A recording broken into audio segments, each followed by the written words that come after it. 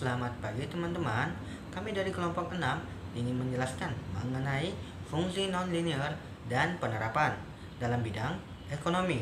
Anggota kelompok yang pertama adalah Anggini Fajira, dan yang kedua kita Winata, dan yang ketiga Dewi Suma Alaika, dan yang keempat Erika Jamila, dan yang kelima Febriani Puspita Sari, dan yang keenam Yulia Nurani, dan yang ketujuh Jaya Harefa.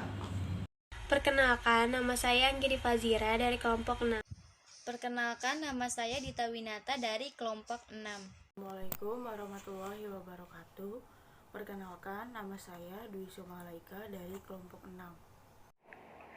Assalamualaikum warahmatullahi wabarakatuh. Perkenalkan, nama saya Rika Zamila, saya dari kelompok 6. Assalamualaikum, perkenalkan nama saya Febriani Puspitasari dari kelompok 6. Perkenalkan, nama saya Jaya Harefa dari kelompok 6. Assalamualaikum warahmatullahi wabarakatuh. Perkenalkan, nama saya Yulia Nurani, saya dari kelompok 6. Saya akan menjelaskan fungsi nonlinear dan penerapan. Pengertiannya, fungsi adalah hubungan sistematis antara satu variabel dengan variabel lainnya. Yang kedua, fungsi nonlinear adalah hubungan sistematis antara satu variabel dengan variabel lainnya dengan membentuk garis lengkung. Yang ketiga, bentuk persamaan nonlinear adalah merupakan pangkat lebih dari satu. Macam-macam fungsi nonlinear ada 4. Yang ke-1, fungsi kuadrat. Yang kedua, fungsi banyak pangkat dan eksponen. Yang ketiga, fungsi logaritma. Yang keempat, fungsi hiperbolik. Saya akan menjelaskan juga tentang fungsi kuadrat. Fungsi kuadrat adalah fungsi yang pangkat tertinggi dari variabel 2. Bentuk umum y sama dengan ax tambah bx tambah c sama dengan 0. Dengan a, b, dan c nilai konstanta, yang e dengan variabel tidak bebas, dan x adalah variabel bebas. Rumus ABC. Sini ya. Saya akan menjelaskan tentang parabola vertikal. Parabola vertikal terdapat dua jenis, yaitu parabola terbuka ke atas dan parabola terbuka ke bawah. Bentuk umum y sama dengan ax kuadrat plus bx plus c.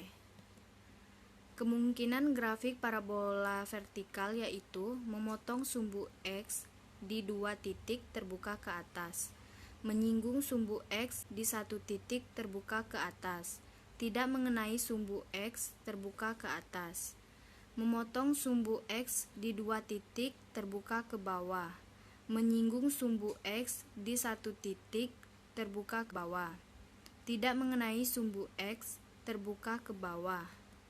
Titik punca adalah titik arah perubahan fungsi (menaik ke menurun, menurun ke menaik). Titik puncak merupakan titik paling bawah atau dasar dari parabola.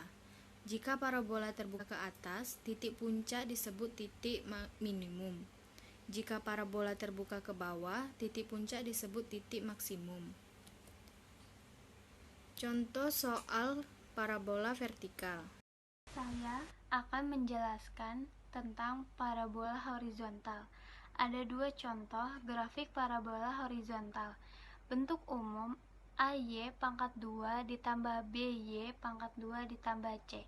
Jika A lebih besar dari 0, parabola akan terbuka ke kanan. Jika A lebih kecil ke 0, parabola akan terbuka ke kiri.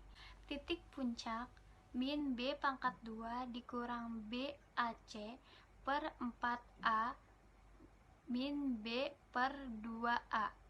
Kemungkinan grafik parabola horizontal. D lebih besar, parabola memotong sumbu Y. D sama dengan 0, parabola memotong sumbu Y di dua titik. D lebih kecil, parabola tidak akan memotong sumbu Y.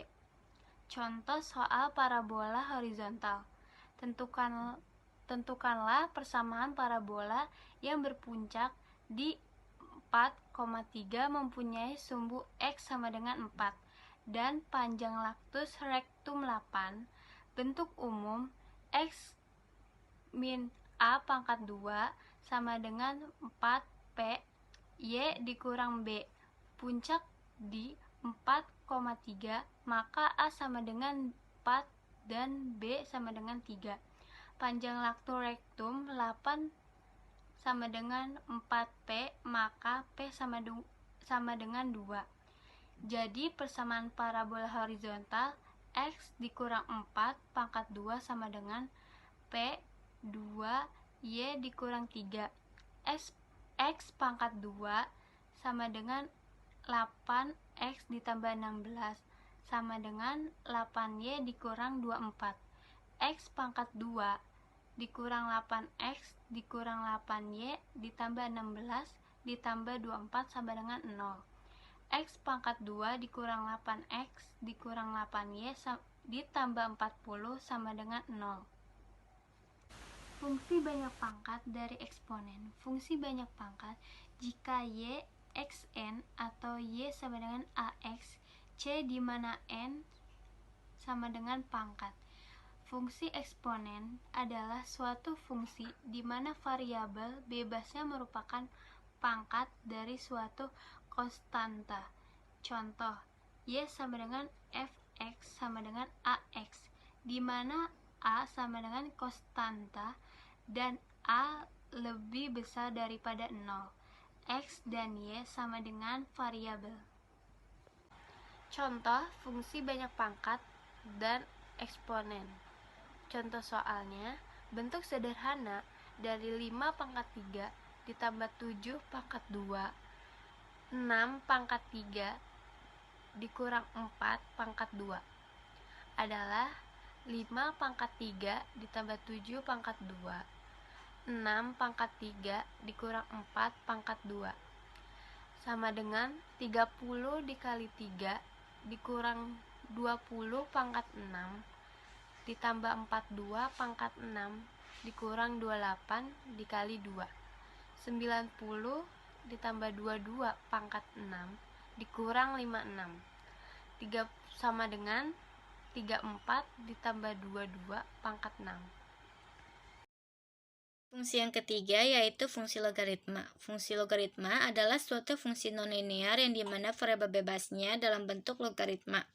Fungsi logaritma merupakan bayangan pencerminan terhadap garis diagram dari fungsi eksponen. Fungsi logaritma tidak memotong sumbu y. Bentuk umum dari fungsi logaritma yaitu y sama dengan a log x, di mana a-nya lebih besar dari 0 dan a tidak sama dengan 1. Berikut ini adalah sifat-sifat dari logaritma. Sifat-sifat ini perlu kalian ingat ya, karena untuk menyelesaikan soal dari logaritma, kita memerlukan sifat-sifat dari logaritma ini. Lanjut saja ke contoh soal dari logaritma. Jika fx sama dengan 3 dikali pangkat 2 log 3x, maka nilai x yang membuat fungsi f bernilai 0 adalah diketahui fx sama dengan 3 dikali pangkat 2 log 3x sama dengan 0. 2 pangkat 2 log 3x sama dengan 0, 3x sama dengan 2 pangkat 0, 3x sama dengan 1, dan x sama dengan 1/3.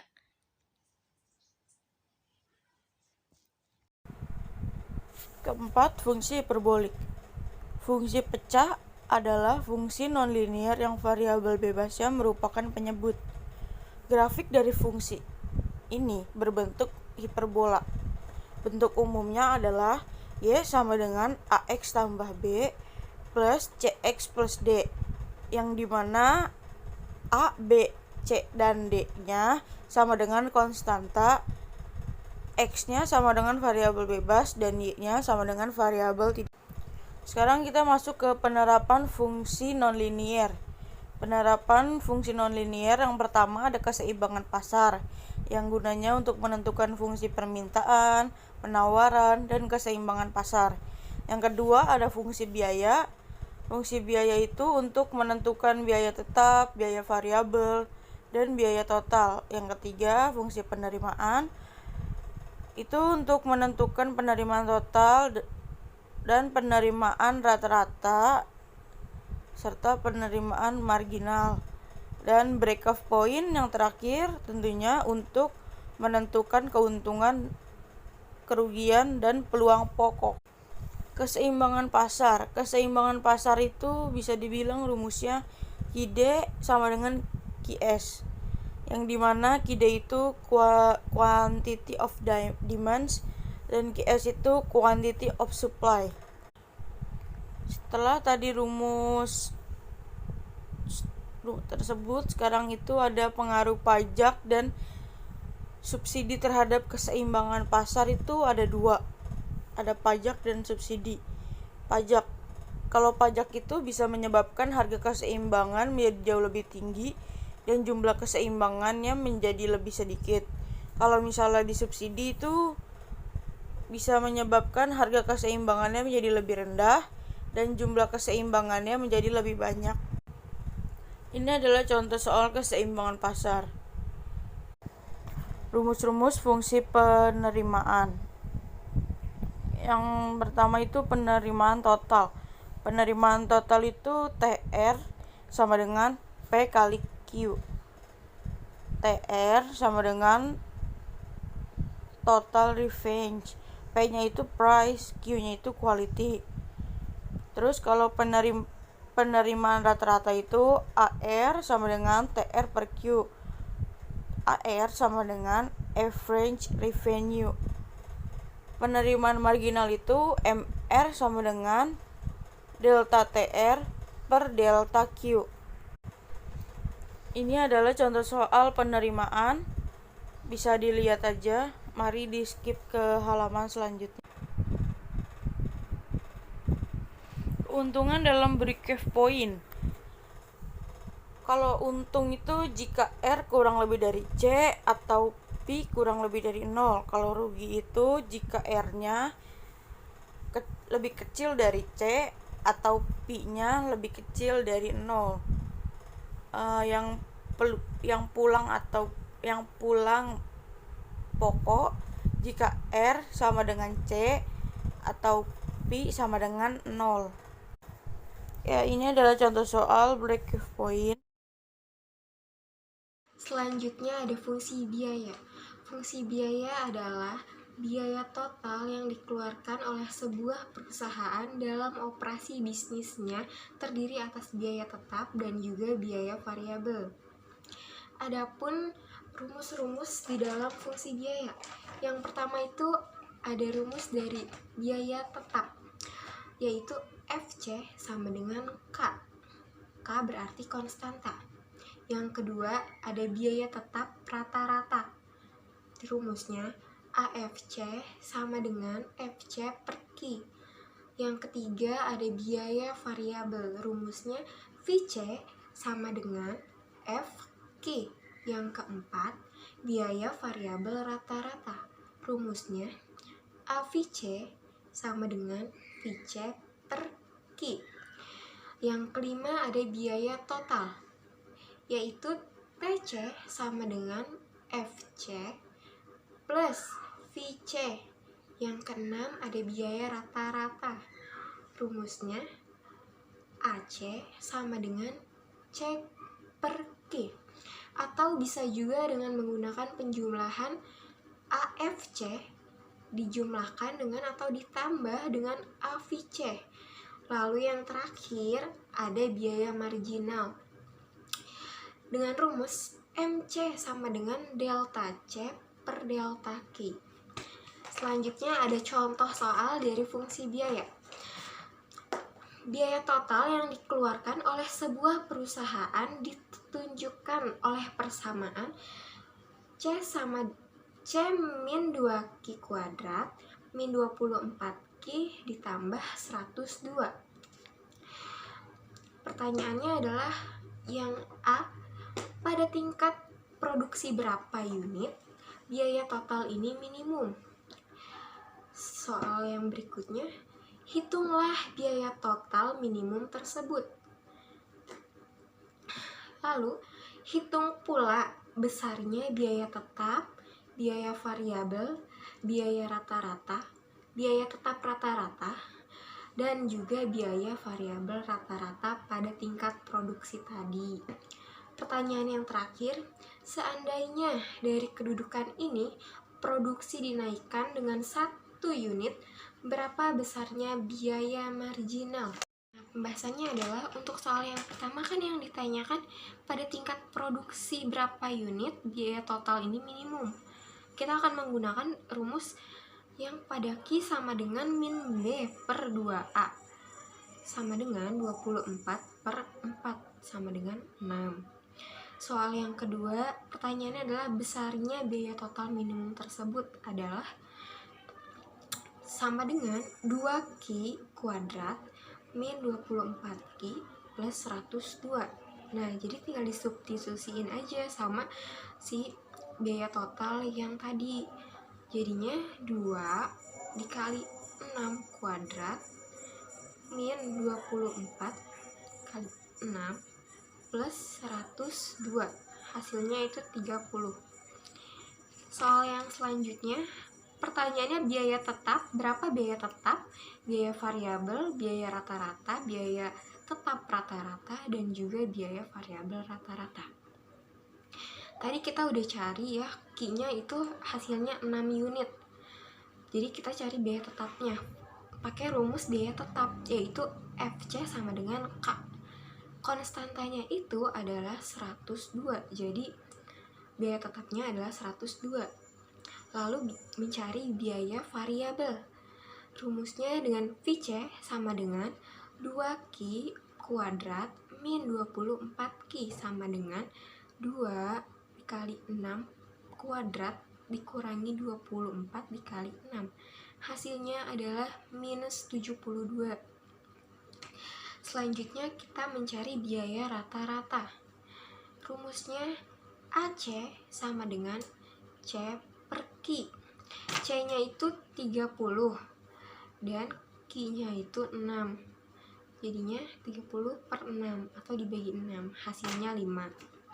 Selanjutnya biaya tetap rata-rata. Rumusnya AFC sama dengan FC per Q. Jadinya tinggal dimasuk-masukin aja. FC-nya tadi itu biaya tetapnya 102 dan Q-nya 6 unit. Jadinya 102 per 6 sama dengan 17. Yang terakhir, belum terakhir. Lalu variabel rata-rata. Rumusnya A VC sama dengan VC per Q. Hasilnya itu min 12. Nah, soal yang terakhir itu Q-nya sama dengan 7. Kenapa 7? Karena pada soalnya biaya tingkat produksinya ditambahkan atau dinaikkan 1, jadinya 6 ditambah 1, hasilnya itu 7. C sama dengan 27 kuadrat min 24 kali 7 ditambah 102, hasilnya 32. Nah, sekarang kita mencari biaya marginal. Rumus biaya marginal itu kan MC sama dengan delta C per delta Q. Tinggal dimasuk-masukin aja deh. Delta C-nya 32 dikurangi 30 per 7 dikurangi 6 sama dengan 2. Jadi, untuk menaikkan produksi dari 6 unit ke 7 unit diperlukan biaya tambahan atau biaya marginal sebesar 2. Terima kasih. Sekian pembahasan materi fungsi non-linear dari kelompok kami. Kurang lebihnya mohon